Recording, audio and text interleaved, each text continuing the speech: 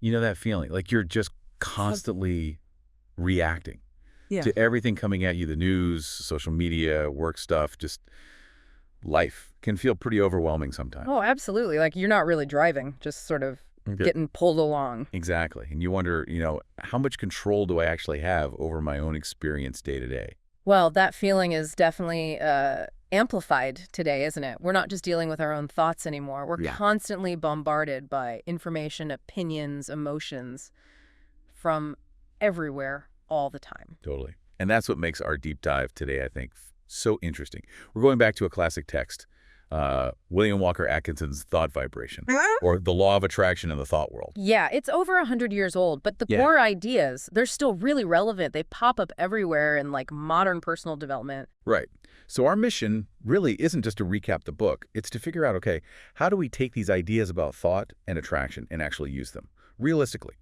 Like right now, with all the craziness of modern life, the constant scrolling, the news cycle. Yeah, how does it apply now? Because it's not about just sitting back and wishing. Right.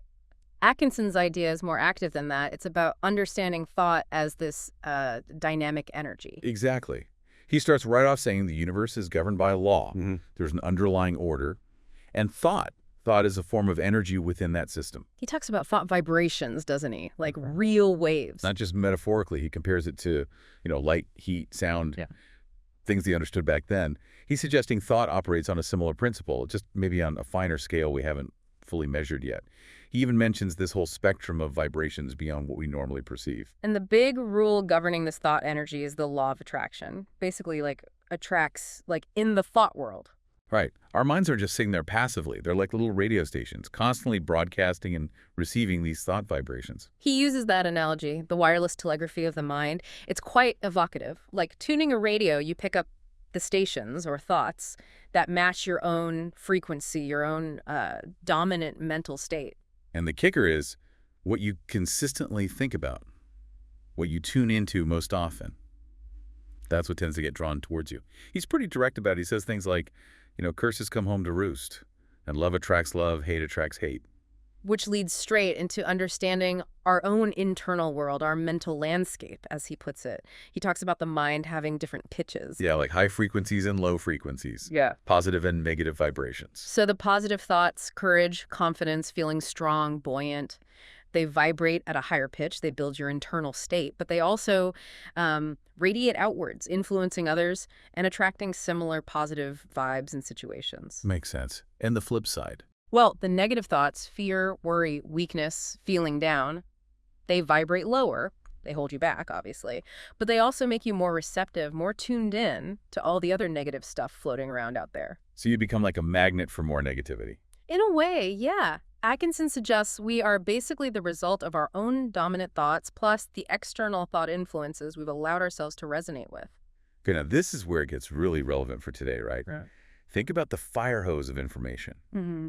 Social media feeds, news alerts, constant opinions. Exactly. According to these principles, that's not just noise. It's a massive nonstop stream of thought vibrations, suggestions, emotional energy. So if your internal state, your mental keynote, as he calls it, is already kind of low, maybe you're feeling anxious or worried?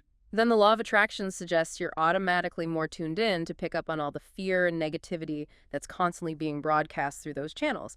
It resonates more easily with you. Wow. So it's not just about having positive thoughts. It's about actively managing your own frequency, your own internal state, especially when you're swimming in this sea of external input. You got it. It's about consciously deciding which signals you're going to amplify, which ones you'll attune to. Okay, so how do we do that? How do we take control? Well, that brings us to his ideas on mind mastery and the will.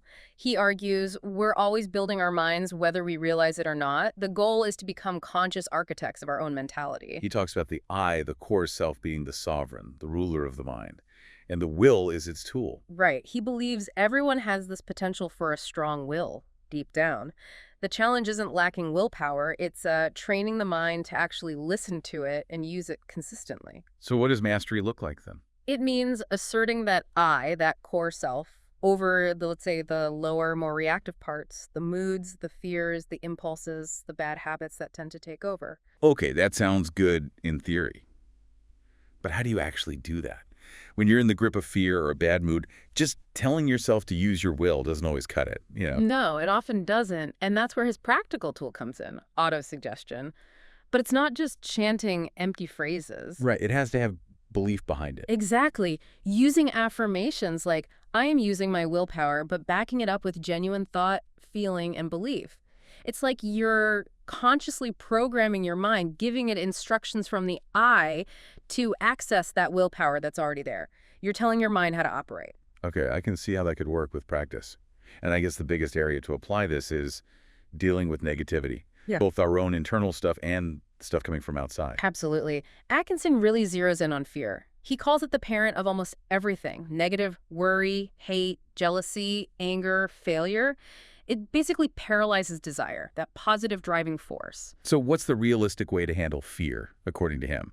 Especially fear triggered by, say, the news or something online. His method is actually quite practical and I think really useful today. He says, don't try to fight the negative thought directly. Why not? Isn't that what you're supposed to do? Well, think about it. Trying not to think about something often just makes you think about it more, right? It gives it energy. Okay, yeah. Like, don't think of a pink elephant. Exactly. So instead, he says, actively cultivate the opposite positive thought or feeling. Substitute it. So if you're feeling fear, cultivate courage. Precisely. And he doesn't mean just pretending. He means actively assume the mental attitude of courage. Think courage, say courage, act courage. Use affirmations like I am full of courage or I am courageous. But this is key. Really try to feel the feeling of courage as you do it. Generate that vibration internally. Okay, so let's make that super practical. I'm scrolling. I see a headline that makes my stomach clench with anxiety. What do I do? Instead of just sitting with that clench or trying to argue with the fear in your head, you'd consciously pivot. You'd maybe take a deep breath, straighten your posture, physical actions help, and then consciously inject the feeling of courage or resilience. Repeat an affirmation like, I am strong, I can handle this, I am choosing calm right now. It's an active swap of the mental frequency. Changing the channel, basically. Yeah, changing your internal channel. And for worry, which is like fear's annoying cousin, his advice is great. Transmute it. Transmute it how? Turn it into keen desire and interest. Worry is energy wasted on picturing what you don't want. Take that same energy and focus it intently on what you do want. Shift from the feared outcome to the desired outcome and, crucially, the steps you can take towards it. Focus on action and solutions. That makes a lot of sense. It's redirecting the energy instead of just trying to suppress it. Right. And this ties into what he calls the habit mind, or what we'd call the subconscious. Our minds form pathways, like grooves or creases, he says. Thinking negatively digs deeper negative grooves, making it easier for those thoughts to flow. So you need to create new, positive grooves. Exactly. He quotes Professor William James, refuse to express a passion and it dies. So if you feel fear or anger bubbling up, consciously refuse to act it out or dwell on it. Instead, act out the positive opposite. Behave calmly, act courageously, take purposeful steps. And doing that repeatedly starts to build new habits, new pathways in the brain. That's the idea. You're essentially training your habit mind, your subconscious, to favor positive states.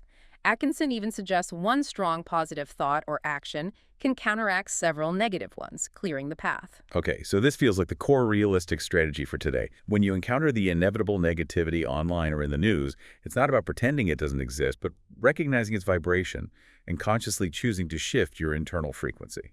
Cultivate courage, calm, focus on desired outcomes, and actively train your mind away from those negative default pathways. It's an ongoing practice of asserting your internal state regardless of the external storm. And this isn't just about defense, right? This mental control also fuels positive things, like success. Absolutely. He talks about asserting your life force. If you feel stagnant, mentally or physically, you need to consciously choose to be alive. Manifest vitality, energy, interest in what you're doing. He literally suggests using the affirmation, I am alive, and consciously putting life into even mundane tasks. And what about getting what you want? The attraction part. That's where the desire force comes in. To attract something, you need to desire it intensely. He even uses the word love. You have to love the thing you want to achieve or obtain.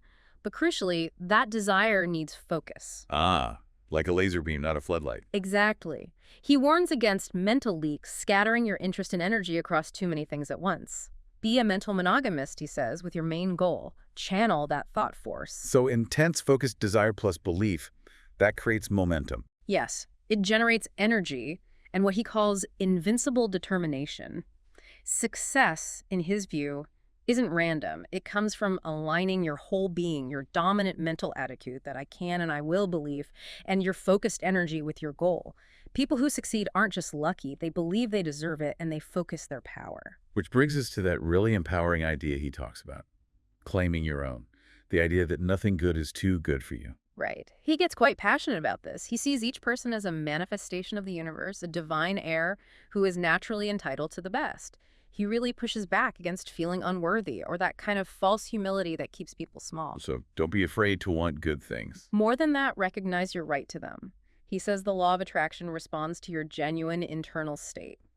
If you feel unworthy or scared to ask for more, the law kind of reflects that scarcity back. But if you recognize your right, believe in it, and have the courage to reach out, to demand, to take action, the law aligns with that confidence. He has that contrast, doesn't he? Yeah. The master versus the slave. Yeah, it's about your relationship to the playthings of life, the good things. The master enjoys them, uses them, isn't desperately clinging to them, and is always open to receiving more. The slave is timid, afraid to ask, and becomes bound by the little they possess.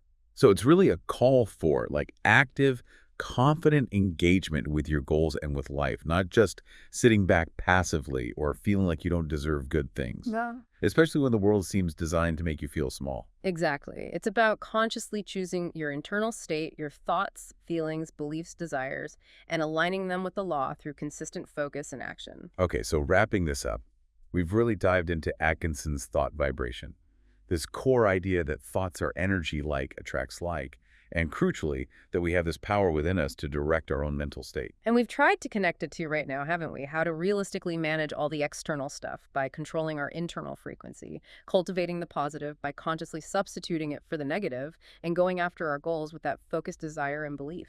Yeah, the big takeaway seems to be that this isn't some kind of magic wand. It's actually a form of mental discipline, training your mind, focusing your energy, consciously aligning yourself with this law through your thoughts and your actions. It takes practice. As he says, I do as well as I am. The action is part of it. It's definitely a practical toolkit, not just philosophy. So here's something to think about then. If the law of attraction, as Atkinson describes it, really does bring you what matches your dominant mental state, what's one small conscious shift you could make in your thinking, starting today, maybe the next time you see that scary headline or that discouraging post, just to nudge your own mental keynote in a more positive direction?